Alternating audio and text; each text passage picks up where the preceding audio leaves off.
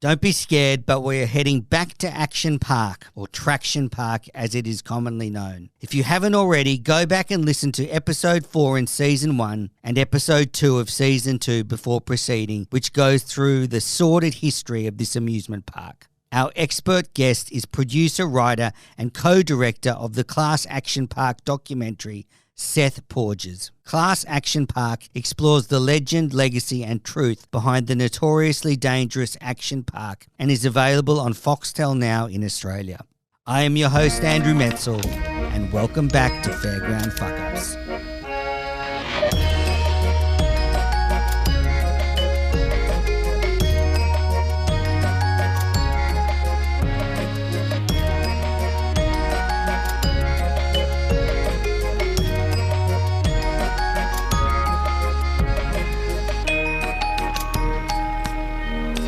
Seth, welcome to the podcast. Congratulations on a fantastic documentary.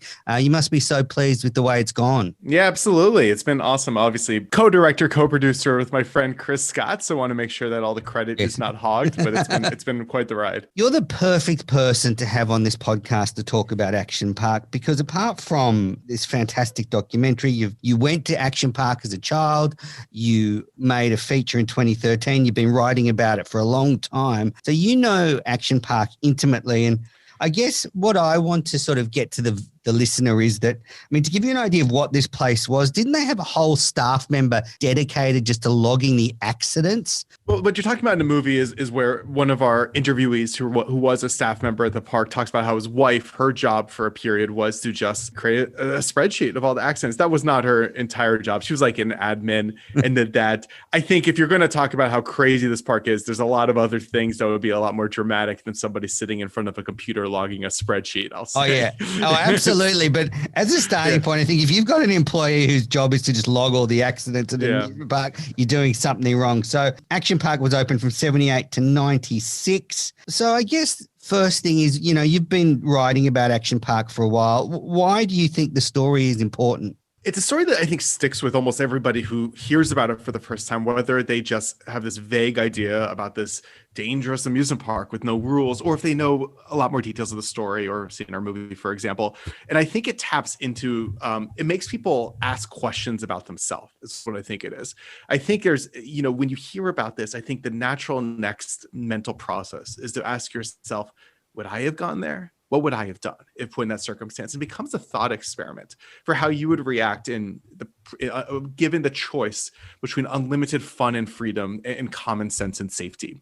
And I think especially right now, that's a question like a lot of people are asking themselves. It's a question very much in the news. It's a question that is sort of almost a defining question of our time. Where does common sense and safety end and freedom begin? And I think Action Park is this ultimate distillation of that question. I totally agree. One thing I think is interesting from the Australian perspective is, and I wonder how much you know about Australia, but we seem to be a more regulated country than America. And therefore, I think that, the theoretical and the philosophical questions around Action Park, maybe Australians will view Action Park a little bit more harshly because we, are much more regulated than America. So I think from the Australian point of view, I'm probably going to come at Action Park as probably, a bit more negatively, I guess. Yeah, it's interesting to say that, because I think like a lot of people, they begin to ask themselves a question after really learning a lot about Action Park, which is a basic one. Was this place a good thing or a bad thing? And I don't think that's the right way to approach Action Park, because it clearly was a good thing for a lot of people in the sense that they came away with important memories, formative experiences. They did things that were magical and beautiful and insane, but great. But at the same time, it was a terrible place. It was a place where people got hurt and some people got killed. And I think the reason Action Park is so interesting is because it doesn't really fall into that easy answer. It was both. And I think that's important because life is both. Like everything we do in life is good and bad, has upsides and downsides, pros and cons. And I think it's easy to fall into the trap of trying to like neatly categorize things as good or bad. And I think Action Park is so interesting because of how tricky it is. And I think there's a lot of things that are really tricky in that way. And I think even more than that, like the reason this movie I think really struck a nerve, especially for people who aren't from New Jersey and didn't go to Action Park, may not even be from the United States, is because it really, I think, tapped into this emotion, this feeling that was pervasive growing up in the 80s for sure, but maybe for kids today, which is this sense that you can have these experiences and be super grateful that you had this great time. I'm so glad I was able to do that, but simultaneously be horrified that those experiences existed and know that they were wrong and they were messed up and it never should have been able to happen in the first place. And I think it's a really interesting kind of hard to verbalize concept, this simultaneous, like the duality of nostalgia, where things you look back at so fondly, but you know were so horrific. And I think Action Park is sort of the ultimate embodiment of that feeling. Oh, absolutely. And, I do feel I grew up in the 80s as well. And, in Australia, it was the same as, you've described, that you could go out on your bike all day and your parents would just wait for you to come home, and it wasn't like the helicopter parenting we have now. And, that is certainly prevalent in Action Park. The kids would just go there for this wild time. But I guess, why I sort of come down quite harshly on it is, and I'm curious on your opinion, because I just think Gene Mulvihill comes across as a crook. Well, he was a crook. I mean, it's, yeah. It's, and because he was a crook. And he seemed to have no care for anything but profit. So, you point out he started his own insurance company to get insurance. So he knew, he couldn't get insurance because it was too dangerous. Yeah, well, I think yes and no. I don't think profit was all there was to it. I think he had, because if he wanted to make money, there's other ways to make money, right? Like there's less risky ways. There's, nobody just opens a theme park to make money, right? I think that what was driving him was money, but I think it was power. I think it was control. I think it was a philosophical disdain for rules. I think the more people told him no, the more he wanted to prove them wrong. I think also to some degree, he legitimately wanted to create this place that was really fun, that could give people these great experiences. So I don't think it was just money. Money was certainly there. Absolutely. But I think it was, there was something in his psyche that manifested in Action Park that is very specific and very unique and not purely profit driven, although profit was a huge part of it. Yeah, and then there's the element that he seemed to, whenever something happened at the park, he didn't pay out anybody.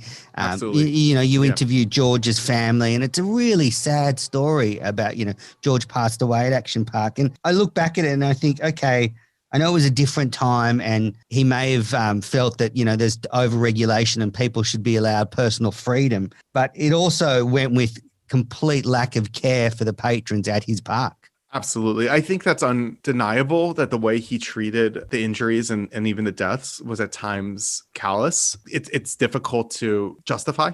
I don't think anybody doubts that. And I think it's speaking to the Larson family who suffered this enormous personal tragedy at the park. I think it really kind of came to life because a lot of what's out there about the park, there's this myth about Action Park that's come up over the years. The idea is that Action Park was this magical fantasy land where you were given the freedom to do whatever you wanted. And if you got hurt, it's because you didn't know your own limits, or you pushed things too far, or you were an idiot, right? Or you were acting unsafe. And I don't think that's true. A lot of people got hurt at Action Park because they did things that were stupid. Absolutely. But a lot of people got hurt because some of the rides were just fundamentally unsafe, or they were sharing space with other people who were acting stupidly or drunk. And so this idea that Action Park was this ultimate place of freedom where if you got hurt, it was somehow your fault is a myth that has stuck around for decades that I think is not true. And I think once you begin to realize that, I think it really quickly sobers one's views about what this place was.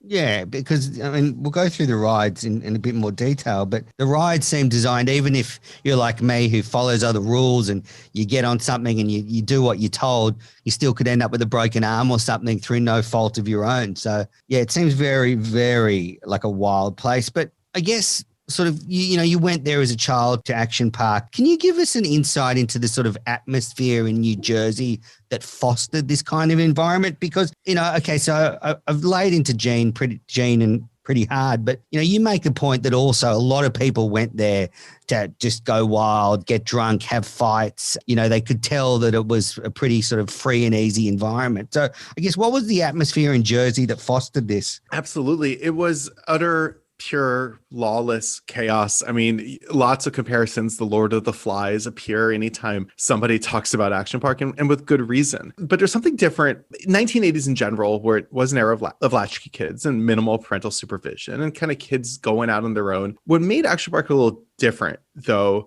was that it was all of that within the perceived safety of an amusement park. Like when you go to Disneyland, you just assume that everything that presents, that reads as dangerous within the storytelling of the environment is storytelling. That the Tower of Terror isn't actually going to drop you down and kill you, right? That these are things that are worked into the mythology and the storytelling. And you're free to bump around. Everything's rubber coated. You'll be fine. At Action Park, you had that same sort of perception of safety that comes from being an amusement park, but in actuality, the activities were closer to extreme sports, closer to skiing or rock climbing, or things that truly are dangerous if you don't take the proper precautions. But to add on top of that too, you have this very specific time and place. 1980s, this crazy time. Top of that, New Jersey, this crazy place where really this feeling that permeated there, especially with the teenagers, the kids at the time, was the sense of one-upsmanship. One of our interview subjects put it basically very well, which is back then he says, we tried to die for fun. And I think something that may not be obvious to kids today is how much what fun was in the 1980s was how close can we push ourselves to the precipice of dying without actually going over the edge? Can we jump off that house into the pool? Can we sneak into that abandoned mental hospital? Can we get into a fight with those people? Can we do whatever it is without actually facing any real long-term consequences? And you have this invincibility that comes with youth and perhaps the alcohol on top of that. So Action Park was all of these things. And then on top of that, when these people are acting like idiots, when they're getting into trouble, when they're pushing things too far, getting into fights, there was just very little in terms of everybody saying, don't do that. There's very little in terms of rules or rules enforcement. There was free flowing of alcohol. It all kind of boiled up and boiled over into this very unique circumstance to the point where Action Park was probably, at some points, the craziest place you can imagine on the entire planet. Wow. So what's your have you got any feedback from the Mulvihill since the documentary's been released? I know, I think you interviewed Andy for your special in 2013, but have they responded at all? Not to me. They haven't, but I mean, he's in the press a little bit because he has a book about Action Park that came out around the same time, and he's been out there. And clearly, it's a moment. That book came out or movie came out, like people are talking about Action Park, and I have to imagine part of him feels it's really cool to see his childhood kind of put on the stage in this way and have the spotlight shined on it. I mean, I think a lot of people who grew up going to the park, people who grew up working at the park in particular, they feel the sense of pride that people are kind of looking at the experiences they had as kids and saying those mattered, those were important, those are interesting, those are worth saving and talking about. And that's got to be a special feeling, I think. Oh, it is worth talking about. I mean, I think I could do 20 podcast episodes on Action Park. It's full of stuff. I mean, what are your memories of going there as a kid? I mean, how did you go there a lot? No, I was only there a couple times, and I was there very young, and so And you survived. You're alive. I survived, but my memories I was very young, and my memories are very vague and blurry and fuzzy. And I think that's what drove me to investigate this, was this idea that I remember seeing people jump off 25-foot cliffs. I remember fights breaking out. I remember a looping water slide, a water slide that goes in a full loop. I remember these things that just didn't make sense. And as I got older, I became very interested in sort of investigating, was that true? And I'm a journalist, so I was like, I can be a journalist here. Let's actually see what's going on. And what I found, as I've said before, is that there was just really not much out there in terms of reporting. It was mostly just these myths and tall tales, or what seemed like myths and tall tales. Of course, they were all true, but nobody really believed them. And as you look into it, you realize that sort of the stories that were out there in almost like this oral history fashion, the articles that Weird New Jersey put out there, the murmurs, the whispers, those are just the tip of the iceberg. There's so much. And it was so the chances, it wasn't like a place where the occasional weird, crazy thing happen. It was a place where any given visitor at any given day was going to see stuff that will blow their mind. And so there's millions of stories, just millions. Yeah, I feel that actually even some of these urban legends kind of permeated to Australia because, I used to hear you go into amusement parks and there was all these whispers about, I'm sure I heard the teeth in the water slide thing, even out here, just those little things that would permeate and you didn't know if they were true. And, you'd go into a water park here and you think, oh my God, is there going to be like a teeth or razor blade stuck in the slide? So I think it did sort of permeate across. Well, in the air when you're at Action Park, I remember going to the park. And one thing I do remember is people calling it Accident Park and calling it Traction Park and calling it Class Action Park while you're there. You'll be walking by this looping water slide and everybody's just mumbling and like, I heard some kid got stuck in there. I heard they had to put a hatch in there to get him out. I heard all those things. And so by the time you're in the park for an hour, you've heard all all of these rumors, all this, you know, the place you're in, and you also know you can do whatever you want. And it would sort of unlock people's worst instincts. There's almost sense that people would have to prove, to see once and for all for themselves, is this place as crazy as I've heard it? Can I actually do whatever I want? Can I do these things? And it just permeates the air, and it becomes a self-fulfilling prophecy. I mean, you made a great point, and you say the entrance, just straight away you hit with the loop-to-loop water slide. It's right at the gates. And you're like, okay, this is not Disneyland. This is not like any other action park. And, you know, I think the loop-to-loop water slide, that's the one with the escape hatch. And yeah, they had to put a hatch in because people weren't making it all the way through. The thing about that slide is it never worked right. You know, they tried for years. We talked about in the movie how they bribe employees with $100 bills. $50 for the younger employees is actually the truth. But they would bribe employees with $100 bills to serve as guinea pigs and to go down this thing. They would bribe employees $100 bills to serve as guinea pigs and go down this thing. And I mean, that's crazy. That's absolutely crazy. And it was really only open for a short period of time. And it never worked right because, I mean, everybody's body's different. Your water flow is different. Your friction's different. You go on a roller coaster, they strap you in and it's guaranteed you're going to make it to the end. But in this thing here, if you put your arms out and stop yourself, lose all your speed, you might be stuck. The water flow isn't right. Body's the wrong shape. Body's the wrong size. Body's the wrong weight. You're not going to make it through. Or you just go up and smash your face. It never worked right. Where did Gene get that? Well, literally, the story is he drew it on a napkin. And it was like, this seems like a great idea. And then hired some local welders to build it. And they did. I mean, a lot of these rides were built with very minimal planning, modeling, oftentimes no knowledge of physics or engineering. It was really like, this seems like a good idea. Can we build it? All right, what's going to happen? And I think there's something amazing about that. I think there's something that really does capture the imagination because it kind of feels like you're playing SimCity or Roller Coaster Tycoon. It feels like a video game. It's like, here's this idea for a ride. Let's build it and see what happens. Now, there's no way that should happen in real life. But the fact that it did is like, draws you in. It's crazy. Oh, absolutely. It's like when you're a kid, you know, you might build crazy things in your front yard, but Gene's doing it on a much bigger scale. I found some things really surprising. Like you spend a bit of time in the documentary going through, I think, the Tarzan Swing, which is literally just a rope that you swing over water by the looks of it. I mean, how can you stuff that up? Like, I don't understand, but it sounds like they did. Well, can you clarify what you mean by stuff that up? Because I am an American. And well, mess it up. Oh, how do you mess up? Okay, well, think about all that can go wrong with these rides, which again, what made Action Park different was these rides are what Gene called self-participation rides. You are an active participant in these rides. You control them. You determine your speed, your height, whether you make it to the end on these things. And you're given a lot of freedom in that result. So Tarzan Swing, for instance, you grab onto this bar and you swing onto the water. Well, here's all the things that could go wrong. You grab onto the bar and you just slip and instantly fall and hit your head on the platform behind you. You face plant. You get a concussion on the platform on the way back. You belly flop and just get screamed at by an observation gallery of 100 drunk people from New Jersey screaming at you. Or the water that you would land in was just ice cold. That part of the park was natural spring water. If you say natural spring water with trout in it, it was freezing. It was freezing, and people would literally go into shock. They literally forget how to swim. They pulled out all the time. People who might have thought themselves to be expert swimmers, but you hit freezing water and then boom, your body just is out of your control. Even like something simple like a rope swing would be dangerous, but not nearly as dangerous as the Alpine slide. Now that is where unfortunately George Larson Jr.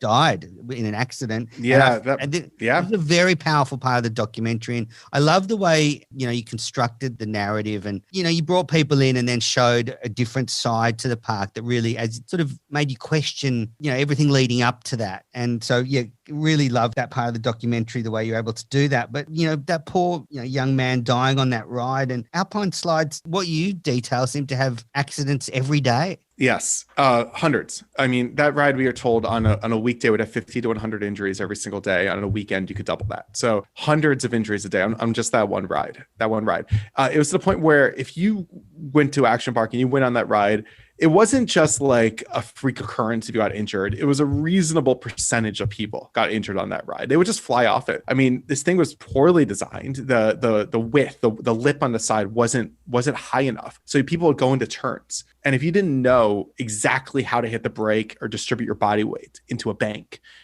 you were just going to fly off. And when you fly off, the area around the ride was just rock. We talked about the park, how the state actually ordered them to remove those rocks, and they didn't. They just flat out didn't. And when George Larson was on the Alpine slide, he flew off of it and he hit his head on one of those rocks, and he ended up tragically dying. But beyond him, I mean, there were so many countless injuries that occurred on that ride on just any given day. And that is absolutely wild. And on top of that, the thing that makes it really crazy is it's also a really fun ride. You know, people knew it was dangerous. You got to the top and you'd see images of like gory, bloody people showing off their injuries as a warning, saying like, no, this is serious. You really need to know this is a dangerous ride. Still, people would go on it all day long and they get injured all day long. As a filmmaker, you know, how did you find sort of once you got into, you know, dealing with George Larson's family? And I mean, that must have been incredibly moving. Absolutely. It was, I say this with humbly, it was the hardest interview I've ever had to do in my life. I mean, I knew it was so intense,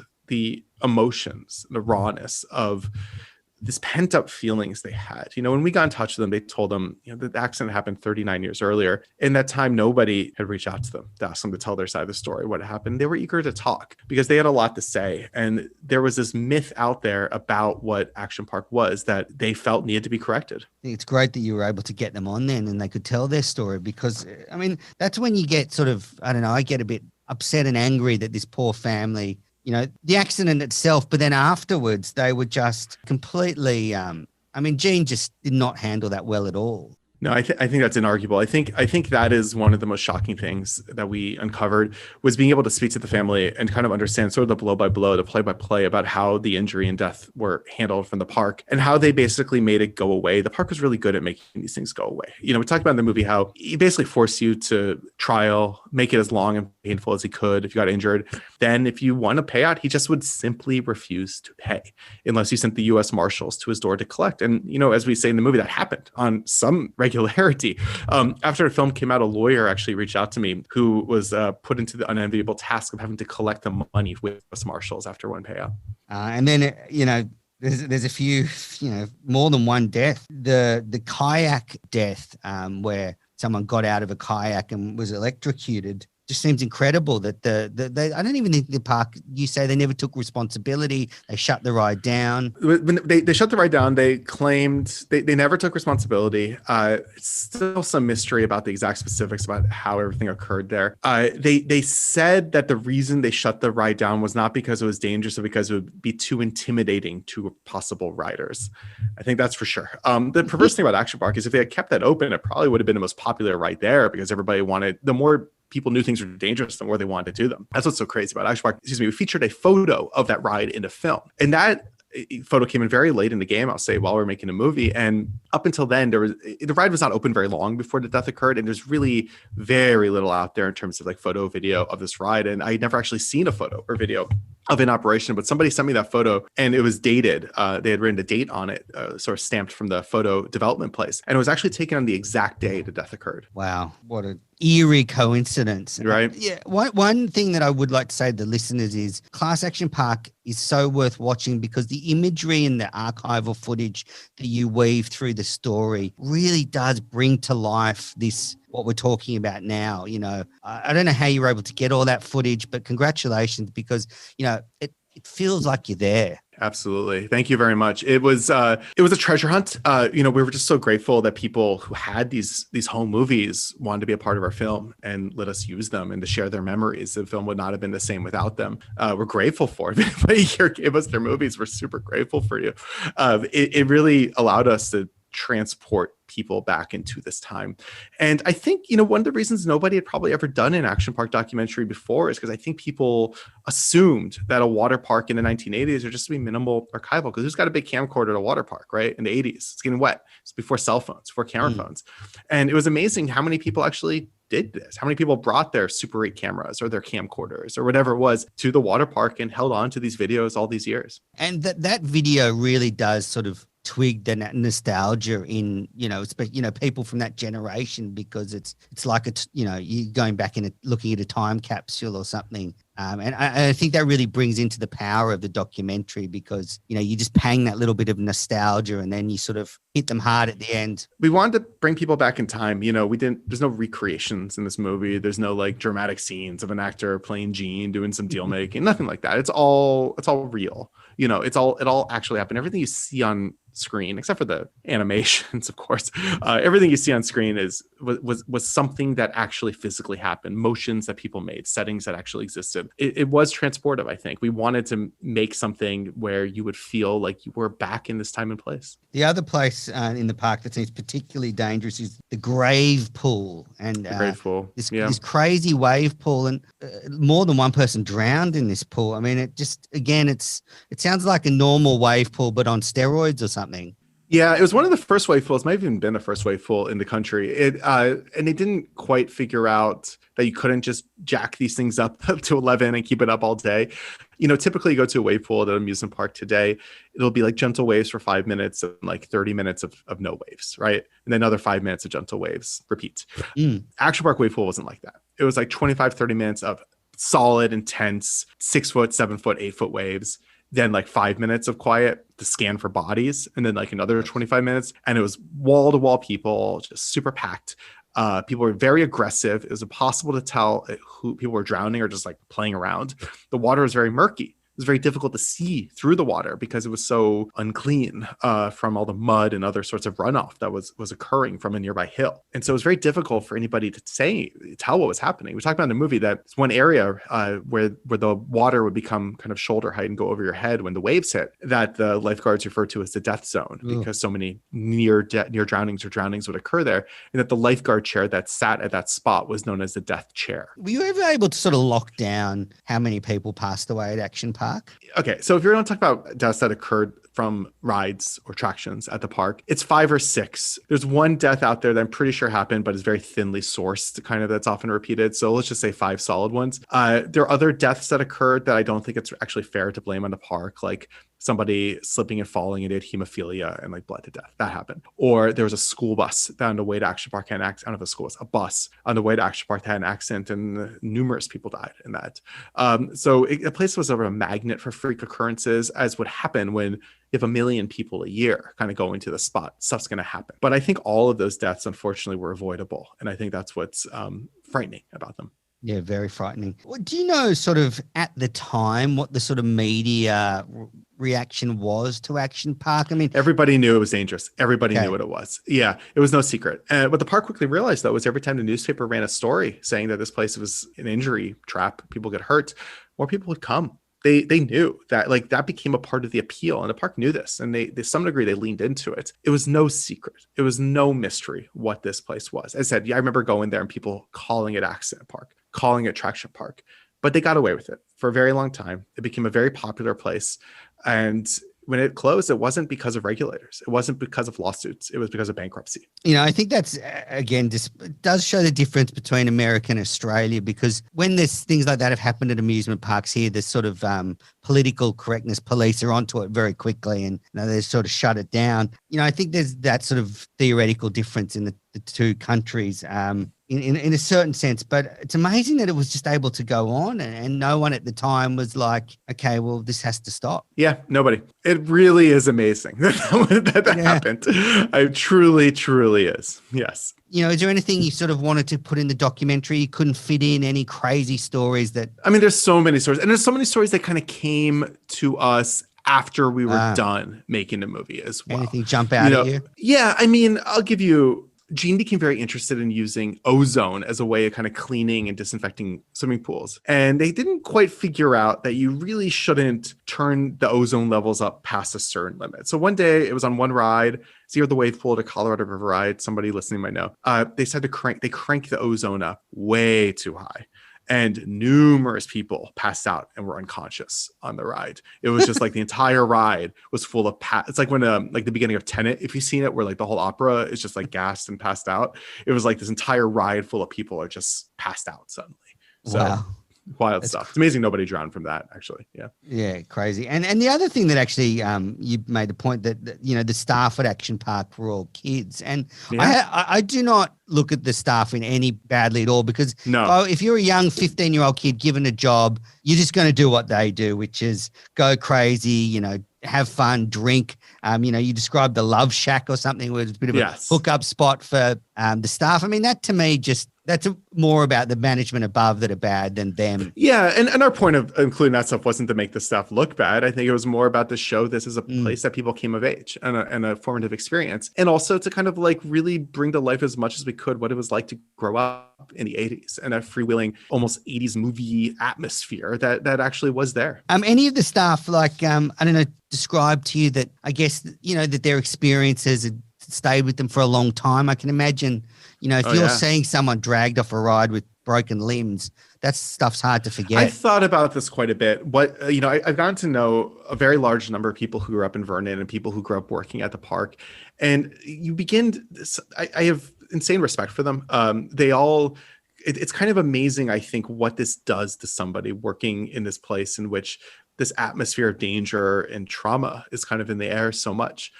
And I've thought about this quite a bit, and it's, I think, made those people, now adults, very resilient, very hardy, a very dark sense of humor. And I think when you kind of hear them talk about their experiences, the way they're sort of like chuckling at these things, I think that's not them laughing at these things because they think it's funny. That's a coping mechanism. That's how our bodies sort of deal with growing up under such strange and intense circumstances. And I think it makes really interesting folks.